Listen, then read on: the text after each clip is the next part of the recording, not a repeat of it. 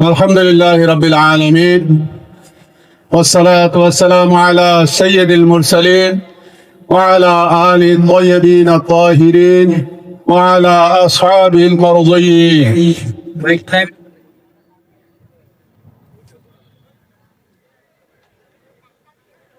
মৌলভীরচর এলাকার আল ইহসান যুব সমাজ এবং কামারের চরের নবজাগরণ মানব কল্যাণ ফাউন্ডেশনের উদ্যোগে আয়োজিত আজকের এই সাংস্কৃতিক সন্ধ্যায়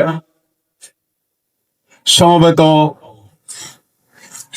ভাই ও বোনদের এই মহতী মাহফিলে সম্মানিত সভাপতি, এই এলাকার প্রবীণ ব্যক্তিত্ব, প্রবীণ শিক্ষক জনাব ফজলুল হক খান, যিনি অসুস্থতার কারণে এই অনুষ্ঠানে হাজির হতে পারেননি, তার পরিবর্তে এখানে আজকে সভাপতিত্ব করছেন এই এলাকার অত্যন্ত স্বনামধন্য ব্যক্তিত্ব,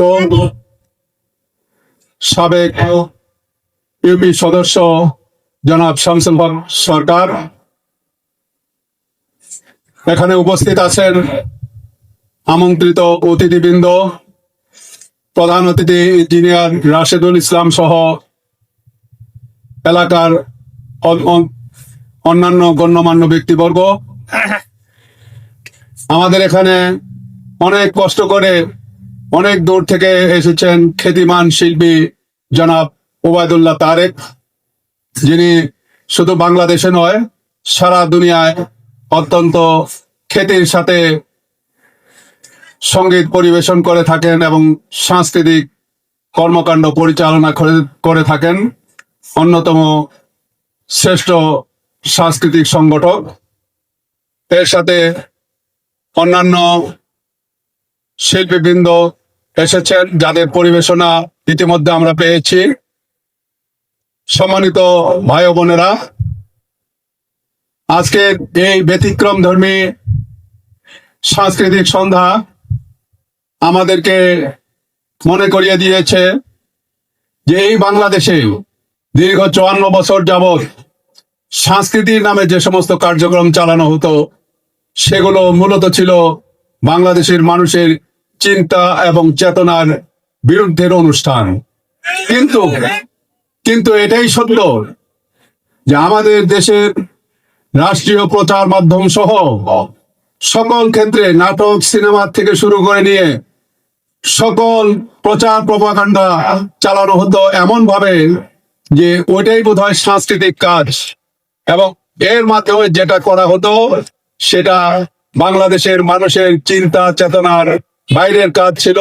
শুধু মানুষের চিন্তা চেতনা নয়, বাংলাদেশের স্বাধীনতা সার্বভৌমত্বের বিরুদ্ধে তার অবস্থান ছিল।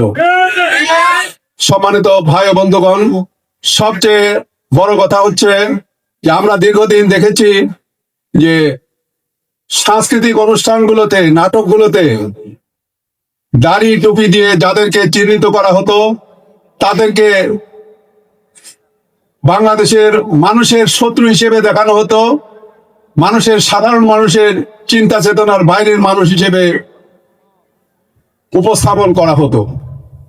কিন্তু বাস্তবতা হলো এটাই যে এই বাংলাদেশে 55 বছর যাবৎ মানুষকে জুলুম করার, মানুষকে শোষণ করার, দুর্নীতি এবং ঘুষের মাধ্যমে বাংলাদেশের মানুষকে শোষণ করার যে ইতিহাস, সেই ইতিহাস যদি আমরা খুঁজি, সেই ইতিহাস যদি একটা একটা করে তালাশ করি, বাংলাদেশে যতগুলো দুর্নীতির মামলা হয়েছে সেই মামলাগুলো যদি তালাশ করি, এই মামলার আসামি কারা ছিল, এর সাথে কারা সম্পৃক্ত ছিল, তাহলে আমরা দেখতে পারবো এর সাথে দাড়ি এবং টুপির কোনো সম্পর্ক নাই, এর সাথে আলেম ওলামার কোনো সম্পর্ক নাই, এর সাথে মুসলমানদের কোনো সম্পর্ক নাই।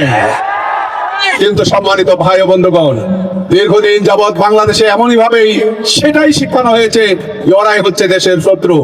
কিন্তু আমরা আজকের এই সাংস্কৃতিক সন্ধ্যা থেকে পরিষ্কার করে বলতে চাই যে বাংলাদেশকে যারা শোষণ করেছে, বাংলাদেশে যারা জুলুম করেছে, বাংলাদেশে যারা দুর্নীতি করেছে, দুর্নীতির মাধ্যমে বাংলাদেশ থেকে যারা বাংলাদেশের মানুষের অর্থ বিদেশে পাচার করেছে, তারা আর যাই হোক বাংলাদেশের মানুষের বন্ধু হতে পারে না। তারা বাংলাদেশের স্বাধীনতার পক্ষের লোক হতে পারে না। বাংলাদেশে দীর্ঘদিন যাবৎ স্বাধীনতার পক্ষে এবং বিপক্ষে বলে দুটো শ্রেণী তৈরি করা হয়েছিল, কিন্তু আমরা দেখেছি দুর্নীতির সাথে যারা জড়িত ছিল তারাই হচ্ছে ওই সমস্ত মানুষ যারা প্রকৃতপক্ষে এতদিন প্রচার করত তারা স্বাধীনতার পক্ষের, কিন্তু প্রকৃতপক্ষে ওই লোকেরা যারা দুর্নীতি করে তারা কোনোদিন স্বাধীনতার পক্ষের লোক হতে পারে না। মানে আজকে আমরা এই সাংস্কৃতিক সন্ধ্যায় যে পরিবর্তনের সাংস্কৃতিক অনুষ্ঠান দেখেছি, এর মাধ্যমে আজকে আমরা এখান থেকে বলতে চাই আগামী দিনে বাংলাদেশে স্বাধীনতার শত্রু, বাংলাদেশের মানুষের শত্রু দুর্নীতিবাজ আর চাঁদাবাজকে বাংলাদেশে আর আশ্রয় দেওয়া হবে না। বাংলাদেশে তাদের আর কোনো জায়গা হবে না। বাংলাদেশের সততার পরাকাষ্ঠা দেখিয়ে যারা থাকবে, সত্য কথা যারা বলবে, সত্যের পথে যারা চলবে, হকের পথে যারা চলবে, তাদেরকে বাংলাদেশের নেতৃত্ব দিতে হবে, তাদেরকে বাংলাদেশের নেতৃত্ব তুলে দিতে হবে। সম্মানিত ভাই ও বন্ধুগণ, এই কথা বলে আমি আবারও আজকে যারা সাংস্কৃতিক পরিবেশনা নিয়ে এসেছেন তাদেরকে কৃতজ্ঞতা জানাচ্ছি, ধন্যবাদ জানাচ্ছি। আর যারা এই আয়োজন করেছেন, মৌলভীর চর এবং কামারের চরের মানুষ সহ এই এলাকার সর্বস্তরের মানুষ, তাদেরকে কৃতজ্ঞতা জানাচ্ছি যে ব্যতিক্রম ধর্মী এই ধরনের সাংস্কৃতিক পরিবেশনার অনুষ্ঠান গত বছরও আপনারা করেছিলেন। আমার যতদূর মনে পড়ে গত বছর আমি এসেছিলাম এখানে, আবার এবছর আপনারা আয়োজন করেছেন। আজকে এই পার্শ্ববর্তী এলাকায় দুটো প্রোগ্রামে আমার উপস্থিত থাকার কথা, ফাঁক দিয়ে আমি এখানেও এসেছি। আপনাদের সাথে আমার অতীতেও দেখা হয়েছে। ইনশাআল্লাহ আল্লাহ যদি হায়াতে রাখেন ভবিষ্যতেও আপনাদের সাথে দেখা হবে, কথা হবে, এবং ইনশাআল্লাহ আপনাদের সমর্থন নিয়ে আগামীতে আপনাদের মত এবং পরামর্শ অনুযায়ী আমরা একটি সুন্দর দেওয়ানগঞ্জ, সুন্দর বক্সিগঞ্জ এবং সুন্দর বাংলাদেশ গড়ার জন্য চেষ্টা করব। এবং আমি বিশ্বাস করি সুন্দর বাংলাদেশ গড়ার জন্য, সুন্দর সমাজ গড়ার জন্য, সুন্দর মানব মণ্ডলী গড়ার জন্য, সুন্দর একটি দেশ গড়ার জন্য ইসলাম ছাড়া আর বিকল্প কোনো রাস্তা নেই। তাদের বাংলাদেশকে নতুন করে ইসলামের ভিত্তিতে সাজাতে হবে, নতুন করে নবী মুহাম্মদ রাসূলুল্লাহ সাল্লাল্লাহু আলাইহি সাল্লামের আদর্শ দিয়ে গড়ে তুলতে হবে। এই জন্য সমবেত ভাই ও বোনদের প্রতি আমি আহ্বান জানাতে চাই, আসুন আগামী দিনে বাংলাদেশে আমরা যা কিছু করি একমাত্র আল্লাহর কোরআনের ভিত্তিতে করি, ইসলামের ভিত্তিতে করি, এবং শেষ নবী আমাদের নবী সাইয়েদনা মুহাম্মদুর রাসূলুল্লাহ সাল্লাল্লাহু আলাইহি সাল্লামের আদর্শের ভিত্তিতে করি। আল্লাহ তাআলা সেই তৌফিক আমাদেরকে দান করুন এবং একটি সুন্দর বাংলাদেশ গড়ে তোলার তৌফিক দান করুন, যেখানে সাংস্কৃতিক ভাবে আর বাংলাদেশের মানুষের বিরুদ্ধে অবস্থান নেওয়া হবে না, বরং বাংলাদেশের মানুষের চিন্তা চেতনার কথা, সংস্কৃতির কথা থেকে শুরু করে দেশের সর্বত্র প্রতিষ্ঠা করা হবে। সেই সুন্দর দেশ দেখার জন্য আমরা আল্লাহর কাছে দোয়া করি এবং সকলের সহযোগিতা চাই। এই বলে আমি আজকের মতো এখানে আমার কথা শেষ করছি। আপনাদের কাছে দোয়া চাই, আপনাদের মহব্বত এবং ভালোবাসা চাই, এবং আপনাদের সার্বিক সহযোগিতা কামনা করে আমার কথা এখানে শেষ করছি। সবাইকে ধন্যবাদ। আসসালামু আলাইকুম ওয়া রাহমাতুল্লাহি ওয়া বারাকাতুহু।